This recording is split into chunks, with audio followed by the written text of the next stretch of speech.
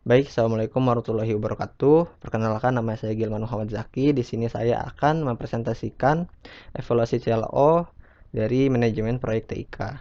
Jadi, langsung saja ke poin pertama, apa itu manajemen proyek TIK. Nah, untuk pengertiannya,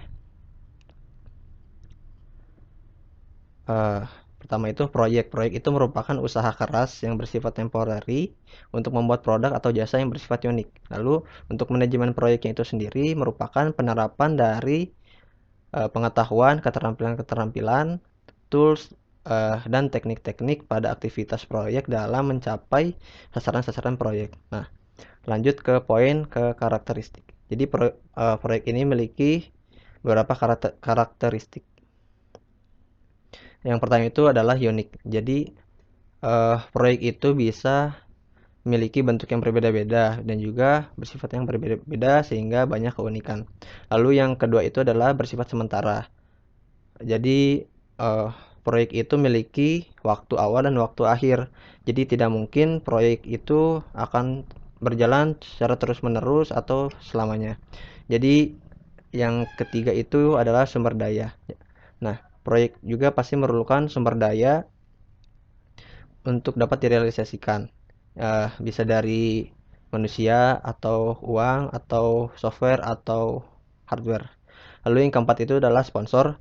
Nah, proyek juga pasti membutuhkan dana untuk dapat direalisasikan juga. Yang dimana dana ini didapatkan dari sponsor, mau dari perorangan ataupun perusahaan. Lalu yang kelima itu adalah dia bersifat tidak pasti. Kenapa tidak pasti? Karena proyek itu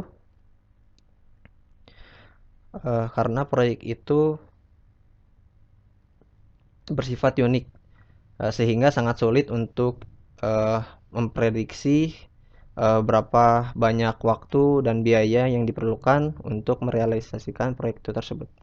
Lalu yang ke poin ketiga itu adalah jenis organisasi. Nah, jadi pada jenis organisasi ini terdiri dari tiga. Pertama ada fungsional, matriks, dan juga projectize. Nah, untuk fungsional itu anggota staf dikelompokkan berdasarkan fungsinya. Jadi hanya ada fungsional manajer yang bawahi staff-staffnya. Jadi keterlibatan project manager itu kecil atau juga tidak ada. Lalu untuk project test itu sendiri itu justru dipegang oleh project manager yang dimana dia memiliki wewenang yang besar atau hampir seluruhnya dipegang oleh project manager yang bawahi para staff-staffnya. Nah, di antara tengah itu ada juga yang dinamakan matriks. Jadi di matriks itu terdiri dari tiga. Ada weak matrix, ada balance matrix, dan juga ada strong matrix. Jadi di weak matrix itu functional manager itu membawahi para staff-staffnya. Terus ada dalam beberapa staff itu juga ada yang terlibat dalam proyek. Nah, di proyek itu sendiri itu dipimpinnya oleh project leader yang justru itu berasal dari staffnya itu sendiri. Karena keterlibatan staffnya itu hanya sebesar 0 sampai 15%, maka staff juga itu bekerja hanya dalam paruh waktu karena dia juga memiliki tanggung jawab ke fungsional manajernya. Lalu yang kedua itu ada balance matrix. Nah, balance matrix ini juga hampir sama dengan weak matrix, cuman itu dia terdapat project manager.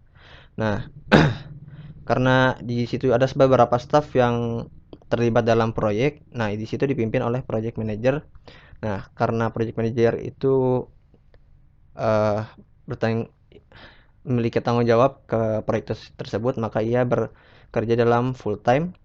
Tetapi untuk staf dalam proyek itu hanya paruh waktu karena keterlibatan staf itu hanya dari 15-60% saja, sehingga dan juga memiliki tanggung jawab ke fungsi manajer sehingga uh, bekerja dalam paruh waktu saja. Lalu untuk yang ketiga itu strong matrix. Strong matrix ini bisa dikatakan yang paling optimal karena terdapat manager of project manager yang dimana manajer itu memiliki bawahannya itu beberapa banyak project manager. Jadi staff-staffnya juga itu dibawahi juga oleh project manager. dengan keterlibatan itu dari 50 sampai 95%, sehingga mau project manager dan staffnya itu bekerja memiliki peran 50 sampai 95%. Lanjut ke proses manajemen proyek. Jadi di proses manajemen proyek ini terdiri dari 5, yaitu yang pertama itu ada initiating, yang dimana itu memberikan gambaran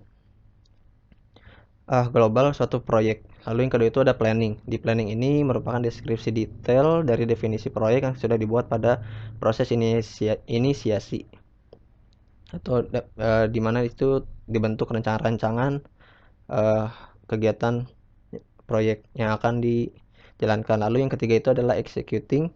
Di situ adalah tindak lanjut dari proses perencanaan yang sudah didokumentasikan atau uh, mulai realisasi dari kegiatan proyek yang sudah dirancang. Lalu yang keempat itu ada monitoring dan controlling, di mana itu mengontrol setiap langkah pelaksanaan proyek. Jadi setiap kegiatan proyek itu diawasi dari segi jadwal maupun kegiatan proyek.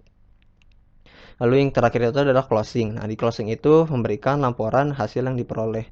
Jadi eh, hasil laporan ini nanti akan menentukan apakah eh, kegiatan proyek ini apakah sudah sepenuhnya terrealisasikan atau belum.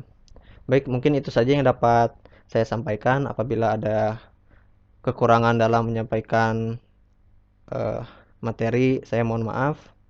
Mungkin cukup sekian dari saya. Assalamualaikum warahmatullahi wabarakatuh.